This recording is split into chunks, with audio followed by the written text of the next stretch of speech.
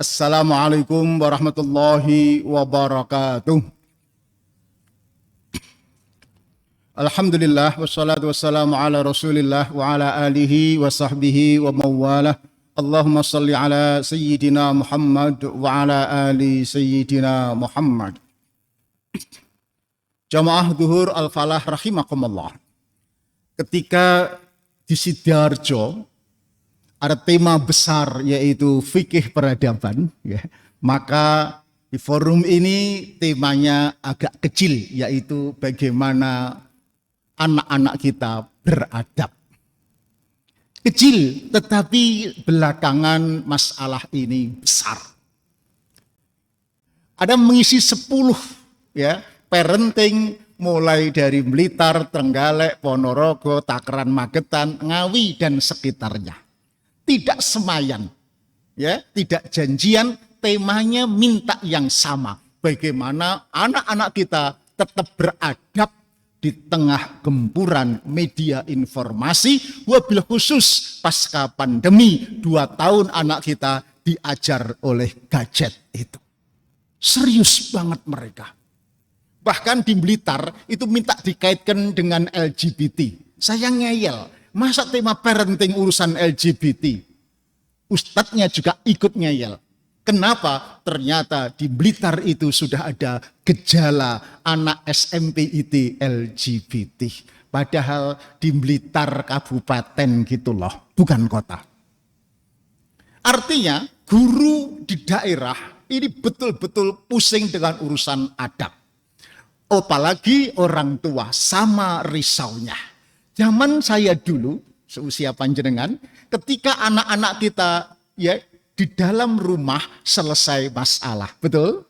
Hari ini ketika anak-anak kita di rumah, di kamar bahkan, dipanggil gak keluar-keluar, disuruh makan gak keluar, masalah apa masalah? Masalah. Di luar rumah bermasalah, di kamar bermasalah. Terus enaknya ditaruh di mana anak kita itu? Apa dilebokne weteng nah gara-gara. Sedengo dilebokne weteng. Itu keluhan orang tua kita. Real.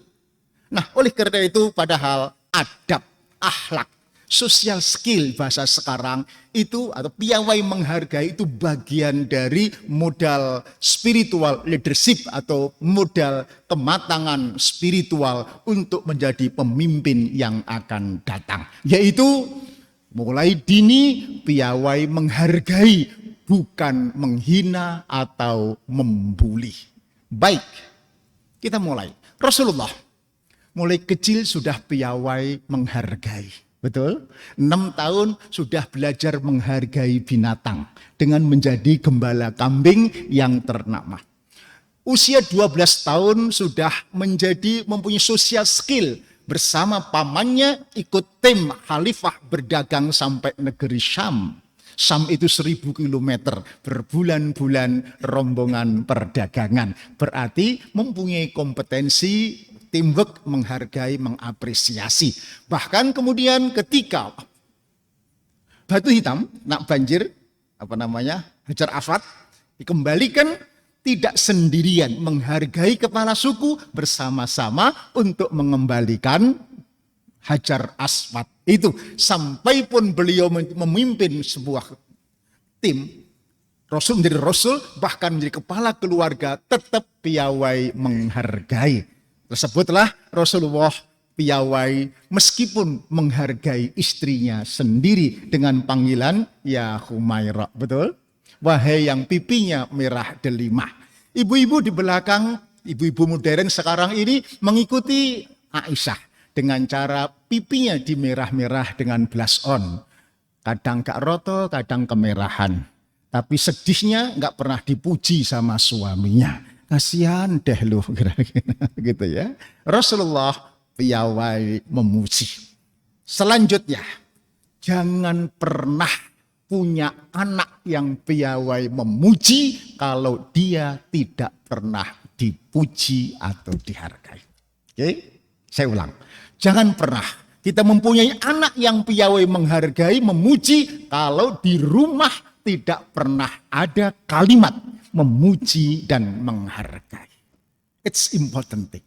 Oleh karena itu memuji itu soft skill. Nggak bisa diceramahkan. Nah, kamu besok kalau besar sing piawai memuji menghargai ya Le ya. Bisa begitu? Nggak bisa. Harus dilatih, dilatih dan dilatih mulai kecil.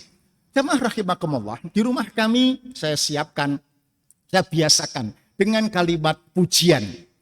Tolong, terima kasih, maaf. Pernah saya sampaikan di sini ya. Tolong, terima kasih, maaf. Pulang dari masjid disupiri sama anak saya. Turun dari mobil saya nggak pernah lupa untuk menyampaikan terima kasih Yole, terima kasih ya nak. Ada tamu, istri lupa membuatkan minuman. Ada ART. Sebagai bos mungkin kita berhak untuk teriak-teriak sambil marah memanggil. Kenapa tehnya tak kunjung keluar, betul? Tapi saya tidak melakukannya. Saya tolong ibu lupa buatkan teh ya. Tehnya keluar, saya enak berdiskusi dengan tamu, asik. Tapi saya selalu berhenti untuk sekedar mengucapkan terima kasih ya mak. Andaikan Anda sebagai ART, ya perintahnya selalu tolong, terima kasih, maaf mengganggu. Kira-kira enak apa enak? Meskipun gaji ini gak sepiro, sering telat pisan, gitu. Tetapi kalau dihargai semacam itu pasti terasa nyaman, terasa.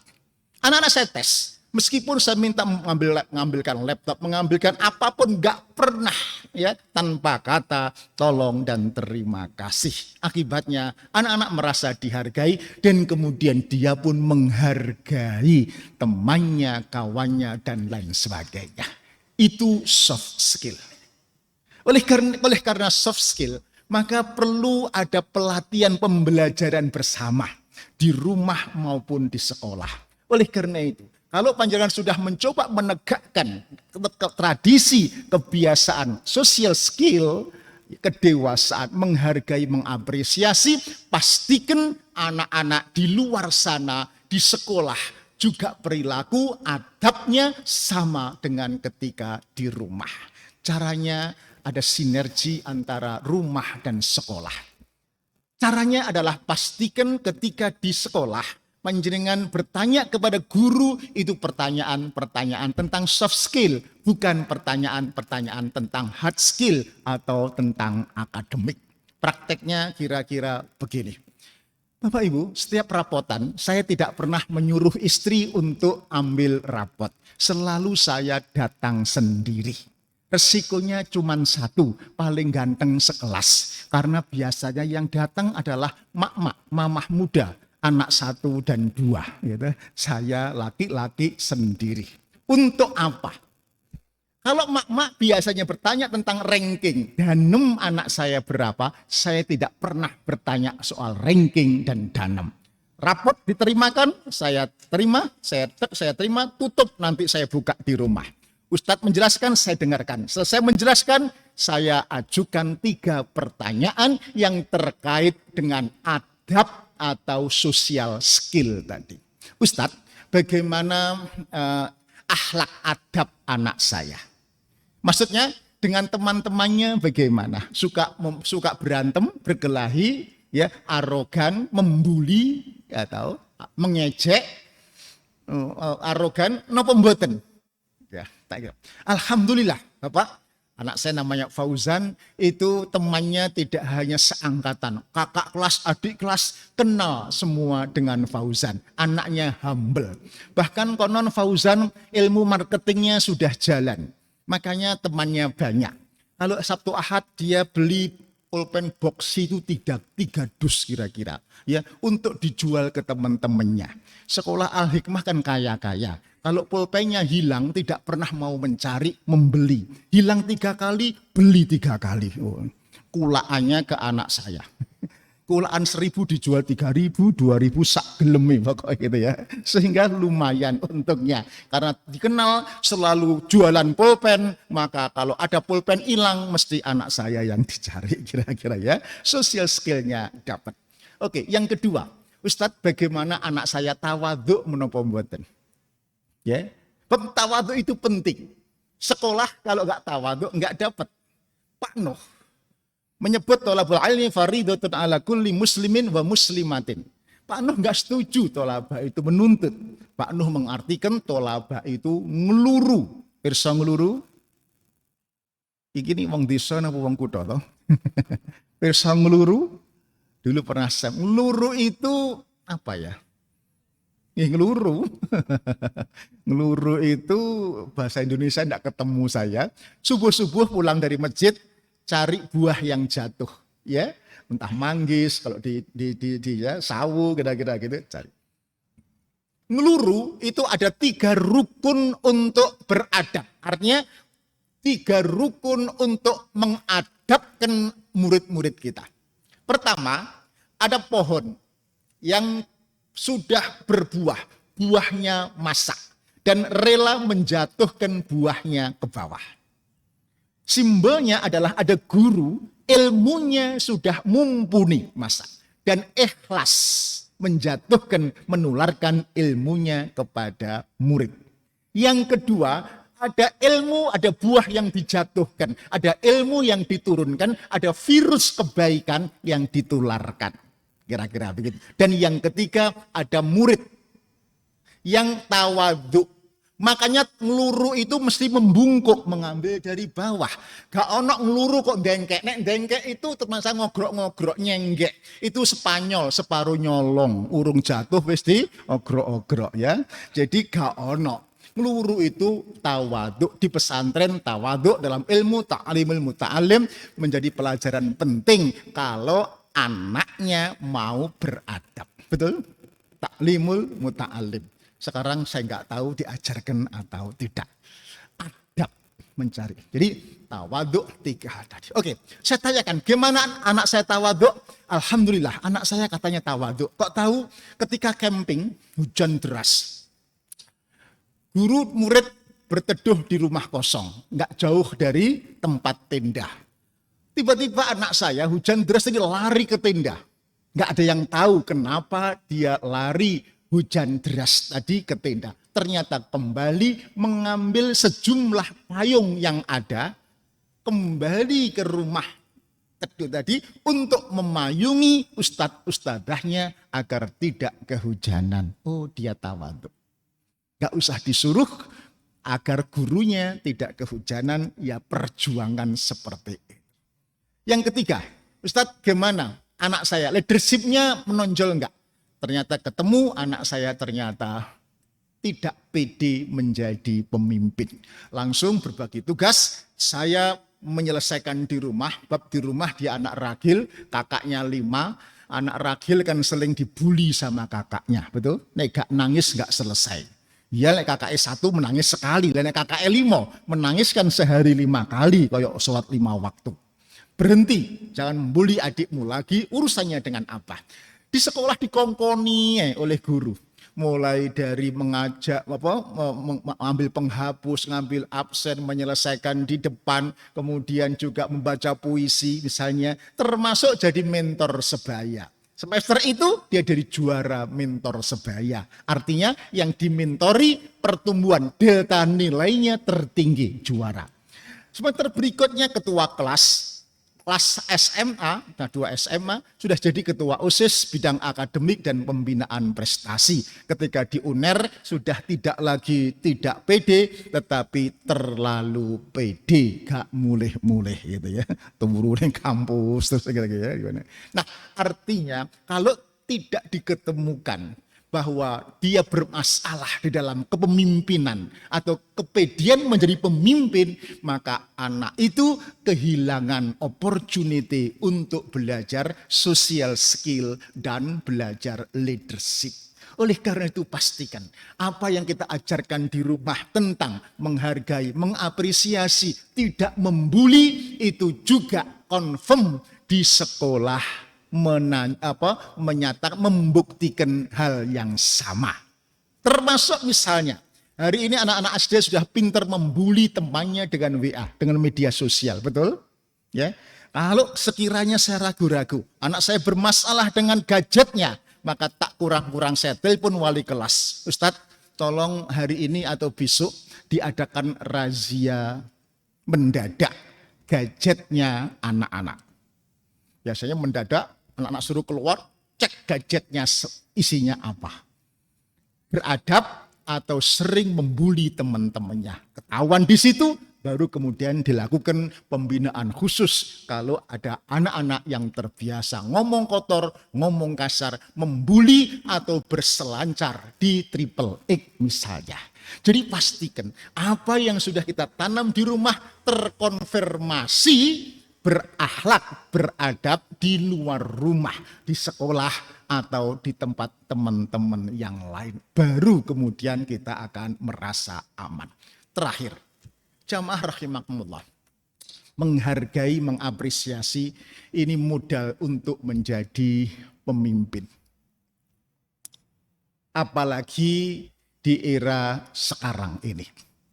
Lieberman melakukan penelitian tentang leadership effectiveness. Okay.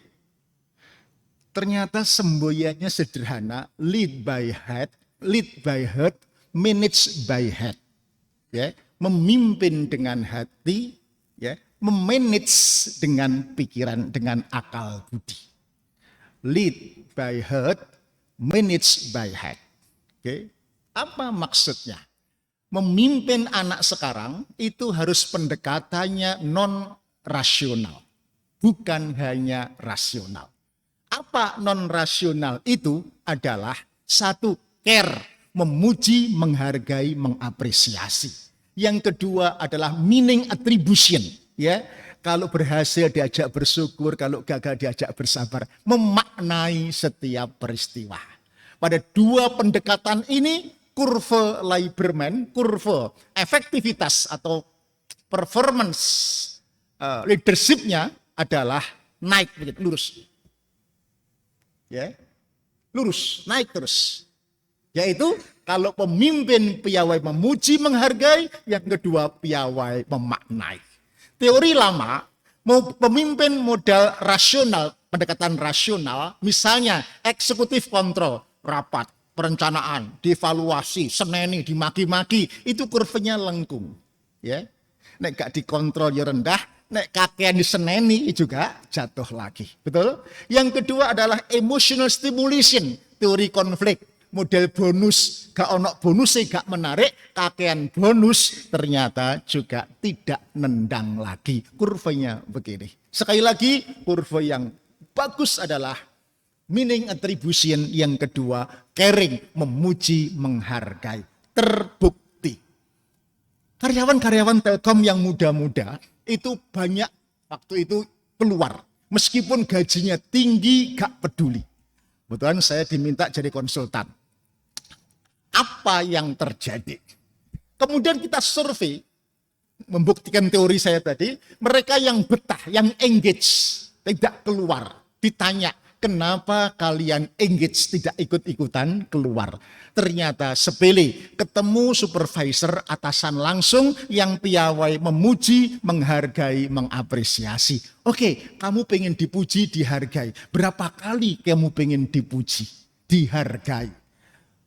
Dale Carnegie Indonesia mencatat 65% anak-anak milenial minta dipuji sekali sehari. 35% minta dipuji 2 kali sehari. Lah supervisor gak terjo itu memuji awakmu tok. Setuju atau tidak, itulah permintaan anak milenial kita. Bayangkan kalau anaknya minta dipuji 2 kali sehari, bapaknya nggak pernah memuji belas sama sekali. Kira-kira anak ini mau lari kemana? Pasti dia mencari pelarian kepada mereka di luar sana yang piawai memuji, menghargai anak kita. Kemampuan memuji, menghargai akan mengantarkan seseorang menjadi pemimpin, tidak hanya ditakuti tetapi disegani. Assalamualaikum warahmatullahi wabarakatuh.